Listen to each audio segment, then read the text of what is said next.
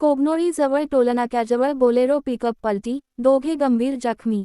राष्ट्रीय महामार्ग क्रमांक 4 वर सकाळी अपघात, रस्ते रंगकामाची मशिनरी रस्त्यावर विखुरली। कोगनोळी येथील राष्ट्रीय महामार्ग क्रमांक 4 वरील टोलनाका परिसरात बोलेरो पिकअप चारचाकी वाहन पलटी होऊन 2 कामगार गंभीर जखमी झाल्याची घटना सोमवारी ता. 2 सकाळी 10च्या सुमारास घडली। अपघातामुळे काही काळ वाहतुकीत अडथळा निर्माण झाला होता। मिळालेल्या माहितीनुसार, राष्ट्रीय महामार्गावर पांढरे पट्टे मारण्याचे काम करणारी मशिनरी घेऊन बोलेरो पिकअप निपाणीहून कोल्हापूरच्या दिशेने जात होती।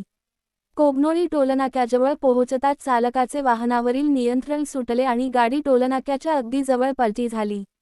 या अपघातात राजस्थान येथून कामासाठी आलेले दीपक चौधरी व दिनेश घाट हे दोघे गंभीर जखमी झाले। टोलनाका कर्मचारी उत्तम पाटील व संतोष दाभाडे यांनी तात्काळ मदतकार्य करत जखमींना कागल येथील रुग्णालयात उपचारासाठी हलवले। वाहनात चालकासह एकूण 4 कामगार होते। त्यापैकी दोघांना गंभीर दुखापत झाली असून उर्वरितांना किरकोळ मार लागला आहे। अपघातामुळे वाहनातील रंगकामाची मशिनरी रस्त्यावर होऊन विखुरली। या घटनेत वाहन व मशिनरीचे लाखो रुपयांचे नुकसान झाल्याचे सांगण्यात येत आहे।